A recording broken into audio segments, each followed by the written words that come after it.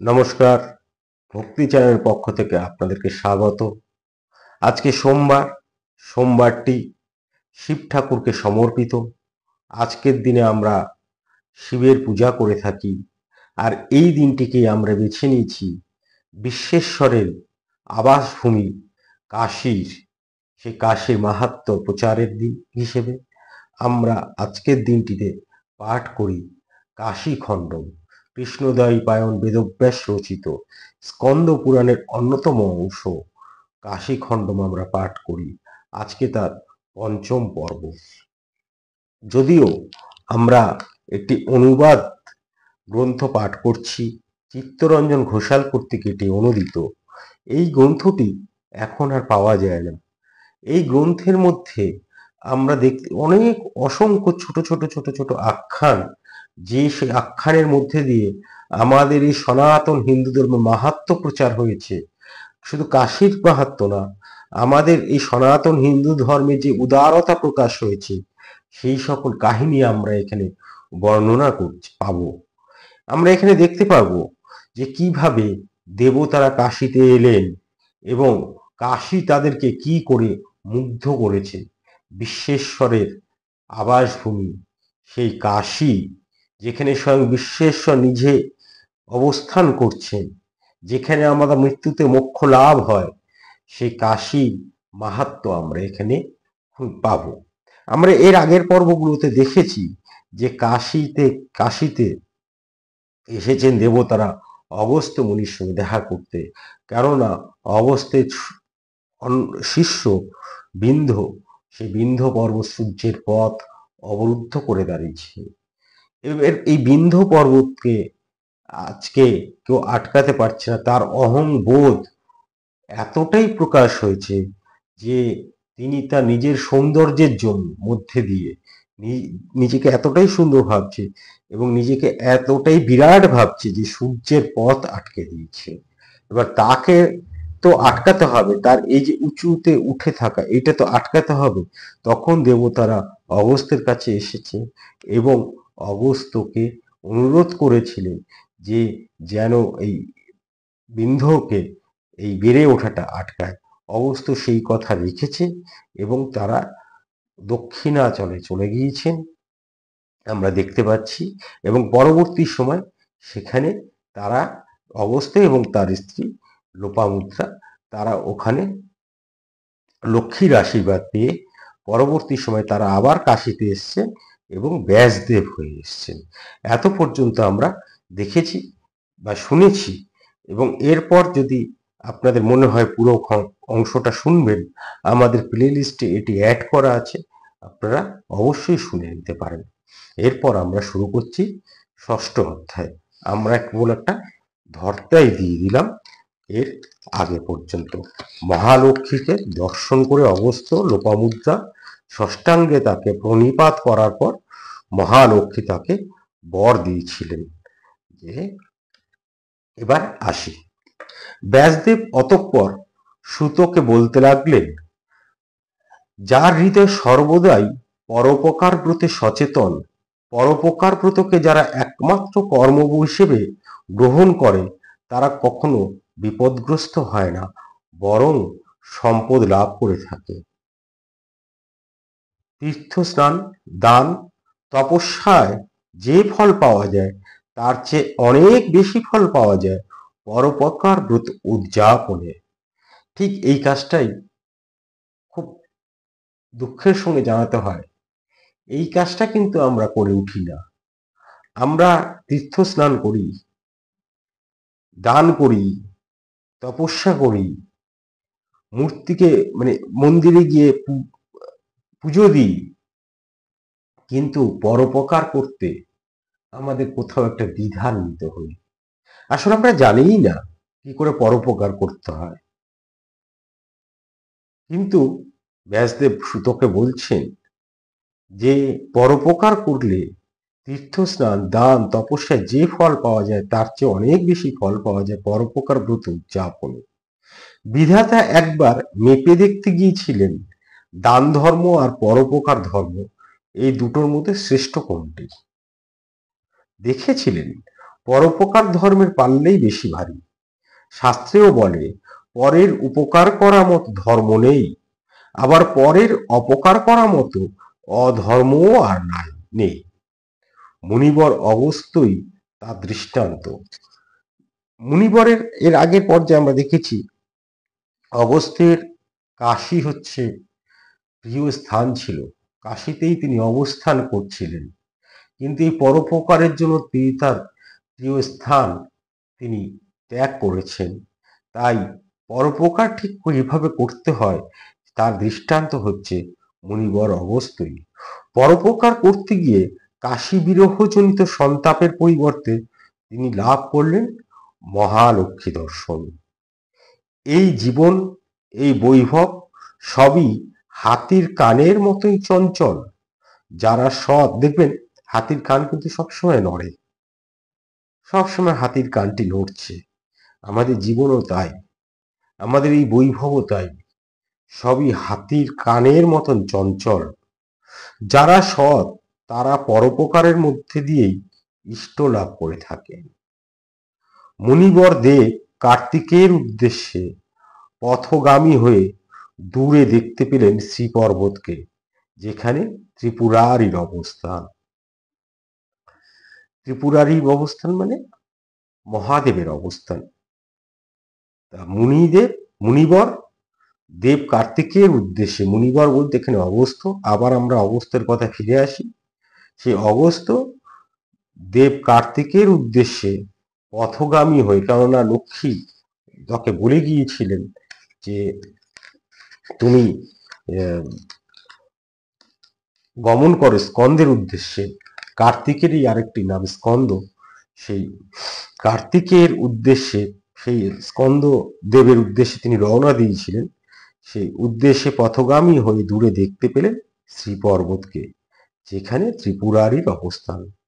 উৎফুল্ল হৃদয়ে পত্নী লোপামুদ্রাকে বললেন, ওই যে লিঙ্গাদি সমন্বিত শ্রী পর্বত, যার সন্দর্শনে আর পুনর্জন্ম গ্রহণ করতে হয় না। এই পর্বতের বিস্তার হলো 84 যোজন। দেবস্থান এই পর্বত, তাই দর্শনের আগে একে আমাদের প্রদক্ষিণ করতে হবে। শুনে লোপামুদ্রা মুনিবরকে বললেন, যদি অনুমতি দেন তাহলে আমার এক কৌতূহল আপনার কাছে নিবেদন করি। তৎক্ষণাৎ সানন্দে সম্মতি জানালেন মুনিবর। লোপামুদ্রা জিজ্ঞাসা করলেন, শ্রীশৈলের শিখর দর্শনেই যদি মোক্ষ লাভ হয় আর পুনর্জন্ম গ্রহণ করতে না হয়, তবে লোকে কাশীর প্রতি এত আগ্রহী কেন? একদম মোক্ষম প্রশ্নটি কিন্তু লোপামুদ্রা অগস্ত্যের কাছে করেছেন। একটু আগেই যেহেতু অগস্ত্য বললেন ওই শ্রী পর্বত অর্থাৎ কৈলাস পর্বত যদি দর্শনেই যদি পুণ্য লাভ হয়, মোক্ষ লাভ হয়, আবার পুনর্জন্ম না হয়, তাহলে কাশীর প্রতি এত আগ্রহী কেন? প্রশ্ন শুনে খুবই খুশি হলেন মুনিবর। বললেন, এখানে এই যে গ্রন্থটি আমরা যদি পাঠ করি, দেখুন ইতিমধ্যে কিন্তু আমরা বেশ কয়েকটি আখ্যান শুনে নিলাম। আবার এই গ্রন্থটি যদি আমরা পাঠ করি, আমরা কিন্তু এখানে প্রত্যেক মুহূর্তে দেখতে পারবো যে কাশী কেন এত গুরুত্ব, কেন কাশীতে অবশ্যই আমাদের যাওয়া উচিত এবং কাশী খণ্ডন কেন শোনা উচিত। প্রত্যেক মুহূর্তে আমরা এটি দেখতে পারবো। প্রশ্ন শুনে খুবই খুশি হলেন মুনিবর। বললেন, তোমার এই প্রশ্নের উপর পূর্বাপর মুনিরা বহু আলোচনা করে যে সিদ্ধান্তে এসেছেন তা শুনলে তোমার সংশয় আর থাকবে না। পূর্বাপর মুনিরা বলতে এর আগে যে সকল মুনিরা যে সকল আলোচনা করে গেছেন তা যদি আমরা শুনি তাহলে আর কোনো সংশয় থাকবে না। এই পৃথিবীতে এমন অনেক স্থান আছে যেখানে গেলে ভব যন্ত্রণা থেকে মুক্তি অনিবার্য। প্রথমে সেই সব স্থান আর স্থান মাহাত্ম্যের কথা শোনো। শুধু কাশী নয়, আরো অনেক স্থান আছে যেখানে গেলে আমাদের মুক্তি, এই ভব যন্ত্রণা থেকে মুক্তি অর্থাৎ মোক্ষ লাভ অনিবার্য। অগস্ত্য প্রথমে সেই সকল স্থানের কথা বলছে। আসলে আমরা যখন কাশীখণ্ডম পাঠ করি, কাশী যেটি বারবার বলছি, বহু আখ্যান আমরা জানতে পারি। দেখুন, এবার খালি কাশী তীর্থ করলেই যে কেবল মোক্ষ লাভ হয় তা তো নয়, আমরা এই গ্রন্থের মধ্যে দিয়েই জানতে পারবো আর কোন কোন তীর্থক্ষেত্র রয়েছে যেখানে আমাদের পুণ্য, চূড়ান্ত পুণ্য অর্জন করা যায়। প্রথমেই নাম করতে হয় প্রয়াগের। এখানে মেলে চতুর্বর্গ। চতুর্বর্গ কি? ধর্ম, অর্থ, কাম, মোক্ষ। তাই প্রয়াগ ক্ষেত্রকে বলা হয় তীর্থরাজ। আমাদের এই সম্প্রতি যে কুম্ভ মেলা সেই প্রয়াগেই হয়েছে, এই প্রয়াগকে এই জন্য বলা হচ্ছে তীর্থরাজ।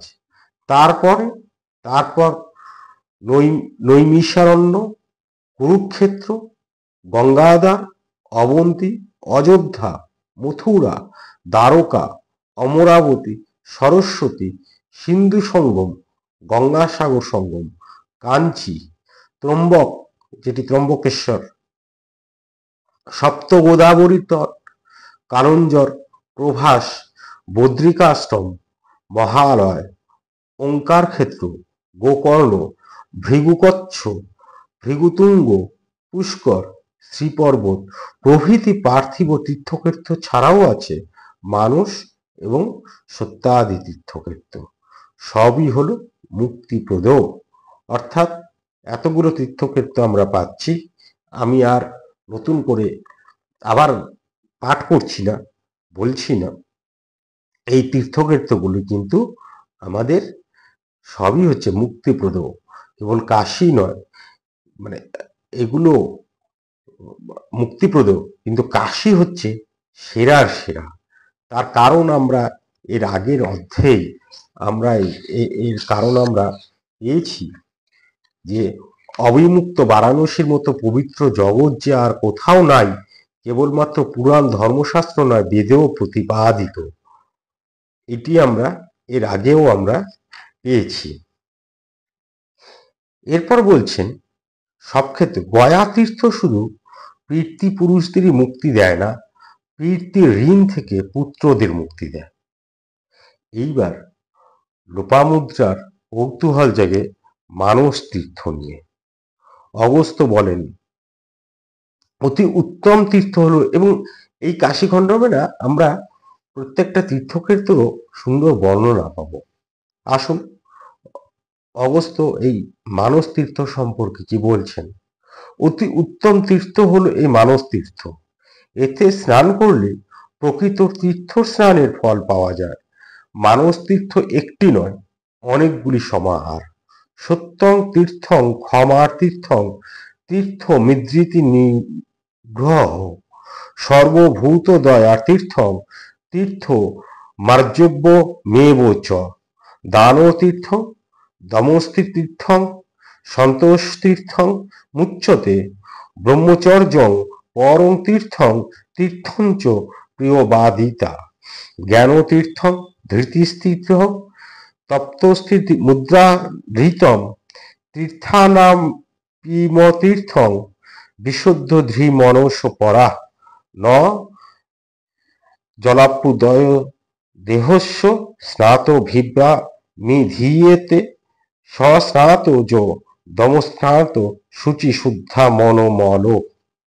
সত্য, ক্ষমা, ইন্দ্রিয় সংযম, সমস্ত প্রাণীতে দয়া, সরলতা, দান, দম, সন্তোষ, ব্রহ্মচর্য, প্রিয়বাদিতা, জ্ঞান, ধৈর্য আর তপস্যা, এরা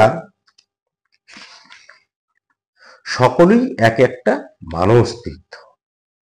অর্থাৎ মানস তীর্থর কথা কি বলছে আমাদের, এই যে আমাদের এখানে এতক্ষণ যে সংস্কৃত শ্লোকটি পড়া হলো, সত্য মানস তীর্থ, ক্ষমা, ইন্দ্রিয় সংযম, সমস্ত প্রাণীতে দয়া, সরলতা, দান, দম, সন্তোষ, ব্রহ্মচর্য, প্রিয়বাদিতা, জ্ঞান, ধৈর্য আর তপস্যা, এরা প্রত্যেকেই হচ্ছে মানস তীর্থ, এক একটা মানস তীর্থ।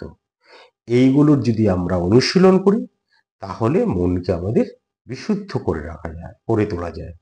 আর বিশুদ্ধ মনই হলো শ্রেষ্ঠ তীর্থ। তীর্থক্ষেত্রে গিয়ে তীর্থ জলে অবগাহন করলেই তীর্থ স্নানের ফল পাওয়া যায় না। আবারও কথাটা শুনুন, যেটি আমরা অনেকেই মানি না, আমি তীর্থক্ষেত্রে গেলাম, স্নান করলাম, তাহলেই আমরা তীর্থ স্নানের ফল পেলাম, তা নয়। তীর্থক্ষেত্রে গিয়ে তীর্থ জলে অবগাহন করলেই তীর্থ স্নানের ফল পাওয়া যায় না। যদি ইন্দ্রিয় সংযমের দ্বারা বিশুদ্ধ মন না হওয়া যায়, লোভ, হিংসা, দেশ, দম্ভ, বিষয়াসক্তি রূপ মল যতক্ষণ পর্যন্ত মন থেকে বিদূরিত না হয়, মানুষ নির্মল মনা হচ্ছে, ততক্ষণ কোনো তীর্থ স্নানই তাকে পাপ মুক্ত করতে পারবে না। আর এইসব অবিশুদ্ধ চিত্ত মানুষদের বারবার এই পৃথিবীতে জন্মগ্রহণ করে এই ভব যন্ত্রণা ভোগ করতে হবে। যেমন ভাবে জলজন্তুরা জলে মৃত্যুর পর আবার জলেই জন্মগ্রহণ করে থাকে। প্রবল বিষয় শক্তি হলো মনের মল, বিতৃষ্ণাই হলো নির্মল। সুরাপাত্র জলে ভালোভাবে ধুয়েও যেমন তা পবিত্র হয় না, দূষিত চিত্তও তেমন তীর্থ স্নানে নির্মল হয় না। সুন্দর কথা বলেছেন, ঠিকই কথা। সুরাপাত্র যদি আমরা ভালোভাবে জলে ধুই, তবুও তা কিন্তু পবিত্র হবে না। আবার আমাদের দূষিত চিত্ত যদি চিত্তে যদি দূষণ থাকে, আমরা তীর্থ স্নানেও সেই দূষণ যাবে না, নির্মল হবে না। শুধু তাই নয়, দান, এরপরে তিনি বলছেন, অগস্ত্য বলছেন, দান, যজ্ঞ, তপস্যা, শৌচ, সৎপ্রসঙ্গ শ্রবণ প্রভৃতিতে যে পূর্ণ অর্জন হয়, অবিশুদ্ধ চিত্ত ব্যক্তি তা থেকে বঞ্চিত হয়ে থাকে। ইন্দ্রিয় সংযম করে মানুষ যেখানেই অবস্থান করুক না কেন, সেই স্থানই তার নৈমিষারণ্য, কুরুক্ষেত্র, পুষ্কর প্রভৃতি তীর্থ। অর্থাৎ বলছেন যে তীর্থের যে পুণ্য, তীর্থ করে যে পুণ্য, তা অর্জন করার জন্য কোথাও ছুটে বেড়াতে হবে না। যদি আমাদের ইন্দ্রিয় সংযম থাকে, আমরা যদি দান, যজ্ঞ, তপস্যা, শৌচ, সৎপ্রসঙ্গ শ্রবণ প্রভৃতি করি, তাহলে যে পুণ্য অর্জন হয়, সেই স্থানই হচ্ছে নৈমিষারণ্য, কুরুক্ষেত্র, পুষ্কর প্রভৃতি তীর্থ দর্শনের সমান। বিশুদ্ধ জ্ঞান যা রাগ, দেশ প্রভৃতি মানসিক মল বিদূরিত করে, সেই জ্ঞান জলই হলো মানস তীর্থ। আর সেই তীর্থে স্নানই হলো উৎকৃষ্ট গতিপ্রদ স্নান। এই হলো মানস তীর্থ। এছাড়া আছে কতকগুলি পার্থিব তীর্থস্থান। দেখুন, এই যে ষষ্ঠ অধ্যায় আমরা পাঠ করছি, এই ষষ্ঠ অধ্যায়ে এসে সেই বহু একটি বিতর্কিত বিষয়, যে সত্যিই তীর্থ স্নানে, গঙ্গা স্নানে, তীর্থক্ষেত্রে দর্শনে কি সত্যি পুণ্য অর্জন হয়, তার সমাধান এখানে কি সুন্দরভাবে বলে দিচ্ছেন অগস্ত্য, মুনিবর অগস্ত্য, এবং তার ব্যাখ্যাও দিচ্ছেন কিভাবে সেটি, যে সেই বিতর্কের সমাধানের তার ব্যাখ্যাও দিচ্ছে। যে আসলে বলছে যে আগে মনটাকে তৈরি করতে হবে। মন যদি আমাদের শুদ্ধ হয়, তাহলে কোথাও যাওয়ার দরকার নেই। আমাদের শুদ্ধ মনই হচ্ছে সেই মানস ক্ষেত্র, আমাদের শুদ্ধ মনই হচ্ছে কুরুক্ষেত্র, আমাদের শুদ্ধ মনই হচ্ছে প্রভাস ক্ষেত্র, দ্বারকা, পুরী, গঙ্গাসাগর সঙ্গম, সব আমাদের শুদ্ধ মনের। আর যদি আমাদের মন শুদ্ধ না থাকে, তাহলে এই সকল তীর্থস্থান দর্শন করেও আমাদের কোনো কিছুই হবে না, আমাদের মুক্তি ঘটবে না। তিনি বলছেন, শরীরের কতগুলি অবয়ব যেমন পবিত্র বলে গণ্য, পৃথিবীতেও তেমনি কতকগুলি দেশ আছে যা পবিত্র। পার্থিব প্রভাব, জল গুণ আর মুনিগণের স্বীকৃত পবিত্র ক্ষেত্র বলেই পৃথিবীর সেই সব স্থান হলো ভৌম তীর্থ। এই দুই তীর্থই পুণ্যদ, ঊর্ধ্ব গতিপ্রদ। যতই যজ্ঞানুষ্ঠান আর দক্ষিণাদান করা যাক না কেন, তীর্থযাত্রার মতন সুফল আর কিছুতেই নেই। আবারও মনে রাখুন, এই জায়গাটা শুনুন, যতই যজ্ঞানুষ্ঠান আর দক্ষিণাদান করা যাক না কেন, তীর্থযাত্রার মতো সুফল আর কিছুতেই নেই। যারা সংযত বাক, সংযত মন, সংযেতেন্দ্রিয় তীর্থযাত্রা সুফল তারাই লাভ করে থাকে। এই উত্তর কিন্তু আমরা পাচ্ছি কারা তীর্থযাত্রার ফল লাভ করে থাকবেন? যাদের সংযত বাক, সংযত মন, সংযেতেন্দ্রিয় তারাই তীর্থযাত্রার সুফল লাভ করে থাকে। যারা ক্রোধহীন, যাদের অন্তঃকরণ নির্মল, যারা সত্যবাদী এবং অবিচল চিত্ত, তীর্থফল তারাই ভোগ করে। এমনকি পাপীরাও যদি ইন্দ্রিয় সংযত রেখে স্থিরতা ধীরতা নিয়ে তীর্থ পর্যটন করে, তবে তারাও তীর্থফলের ভাগী হয়ে থাকে। যার শ্রদ্ধা নেই, যার মন অপবিত্র, কোনো কিছুতেই যার বিশ্বাস নেই, অর্থাৎ নাস্তিক, যার চিত্ত সবসময় সংশয়াচ্ছন্ন, যে নিরর্থক তর্ক করে, সে কোনো কালেই তীর্থফল ভোগ করতে পারে না। একথা কাশী খণ্ডমে পরিষ্কার করে বলে দেওয়া হয়েছে। আর আমরা এখানেই পাচ্ছি নাস্তিক কাদের বলছি? যার শ্রদ্ধা নেই, যার মন অপবিত্র, কোনো কিছুতেই যার বিশ্বাস নেই, সেই নাস্তিক। যার চিত্ত সব সময় সংশয়াচ্ছন্ন, যে নিরর্থক তর্ক করে, সে কোনো কালেই তীর্থফল ভোগ করতে পারে না। তীর্থযাত্রায় অভিলাষী জনকে শীত গরম সম্বন্ধে সমান বোধ সম্পূর্ণ হয়ে যাত্রার আগে প্রথমে উপোস, তারপর সামর্থ্যানুসারে গণেশ, পিতৃগণ, ব্রাহ্মণ ও সাধুজনের পূজা, তারপরে পারণ করে নিয়ম অবলম্বন করে সানন্দে তীর্থ গমন করতে হয়। ব্যাপারটা এরকম নয় যে আমার ইচ্ছে হলো আমি চলে গেলাম, কিন্তু আমাদের এই গ্রন্থ বলছে, পুরাণের থেকে আমরা জানতে পারছি, তীর্থযাত্রার জন্য নিজেকে উপযোগী করে তুলতে হয়। তীর্থযাত্রার আগে কি বলছে? শীত গরম সম্বন্ধে সমান বোধ সম্পূর্ণ হয়ে যাত্রার আগে প্রথমে উপবাস, তারপর সামর্থ্য অনুসারে গণেশ, পিতৃগণ সামর্থ্য অনুসারে বলছে, খুব ঢাক ঢোল পিটিয়ে করে না, বলছে নিজের ক্ষমতা অনুযায়ী প্রথমে গণেশ, তারপর পিতৃগণ, ব্রাহ্মণ ও সাধুজনের পূজা করে, তারপর পারণ করে নিয়ম অবলম্বন করে সানন্দে তীর্থ গমন করতে হয়। প্রত্যাবর্তনের পর আবার পিতৃগণের অর্চনা করতে হয়, তবেই তীর্থ ফল ভোগী হওয়া যায়।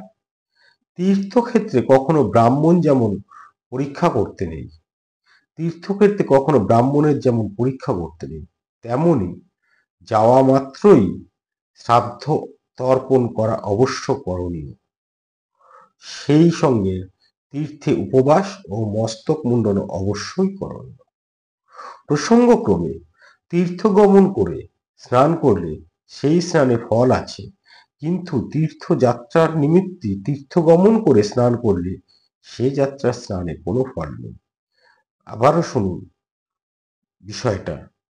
প্রসঙ্গক্রমে তীর্থ গমন করে স্নান করলে, যদি আমি তীর্থে গমন করে স্নান করি, সেই স্নানে ফল আছে, কিন্তু তীর্থযাত্রা যাচ্ছি এই জন্য তীর্থ গমন করব, মানে আমি তীর্থ গমন করছি, সেখানে গিয়ে যদি প্রসঙ্গক্রমে যদি আমি তীর্থ গমন করি, তাহলে আমি সেখানে গিয়ে ফল পাবো। কিন্তু ব্যাপারটা এরকম, আমি তীর্থ গমন করব, তীর্থযাত্রা করছি, তীর্থযাত্রার নিমিত্তে তীর্থ গমন করে স্নান করলে কোনো ফল পাওয়া যায় না। যে অন্যের জন্য তীর্থ গমন করে সে 16 ভাগ অর্থাৎ পরিপূর্ণ ফলভোগী হয়, কিন্তু যে প্রসঙ্গক্রমে তীর্থ গমন করে তার অর্ধেক ফল লাভ হয়। যার উদ্দেশ্যে কুশের প্রতিকৃতি করে তীর্থ স্নান করানো যায়, তার অষ্টমাংশ তীর্থফল লাভ হয়। এরপরে কাশীর কথা বলছেন। কাশী, কাঞ্চি, মায়া, অযোধ্যা, দ্বারাবতী, মথুরা আর অবন্তী, এই 7টি হলো মোক্ষপ্রদ পুরী। শ্রীশৈল মোক্ষপ্রদ, তার চেয়েও মোক্ষপ্রদ কেদার, আবার শ্রীশৈল এবং কেদার হতেও মোক্ষপ্রদ মুক্তিপ্রদ তীর্থরাজ প্রয়াগ।